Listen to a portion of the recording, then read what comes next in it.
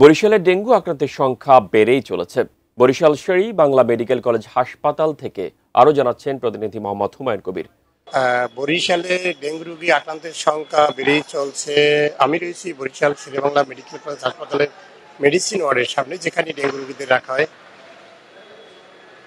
Dengue আক্রান্তের সংখ্যা ক্রমান্বয়ে বেড়ে চলছে এবং গত 24 ঘন্টায় বরিশাল বিভাগে ডেঙ্গুতে আক্রান্ত হয়েছে 82 জন এবং আক্রান্তের মধ্যে এখন আমরা দেখতে পাচ্ছি যে বরগুনায় আক্রান্তের সংখ্যা সবচেয়ে বেশি। বরগুনা আক্রান্ত গত 24 ঘন্টায় বরগুনা আক্রান্ত 37, বরিশালে 25, পটুয়াখালী 7, ভোলায় 1, পিরোজপুর 8, ঝালকাঠি 4।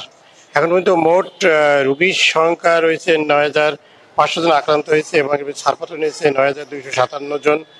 আর গত 24 ঘন্টায় যে আক্রান্তের সংখ্যা আমরা আগেই জানিয়েছি এবং মোট ভর্তি রয়েছে এই বিভাগের বিভিন্ন হাসপাতালে 225 জন, এর ভিতরে শের-ই-বাংলা মেডিকেল হাসপাতালে 34 জন। তবে ডেঙ্গু বিষয়ে যেটি আমি বলবো, যেখানে সচেতনতার অভাব রয়েছে। এখানে ডেঙ্গু প্রতিরোধে বা ডেঙ্গু যাতে না আক্রান্তের সংখ্যা না বাড়ে, সেজন্য কোনো সময় পদক্ষেপ আমরা দেখতে পাচ্ছি না।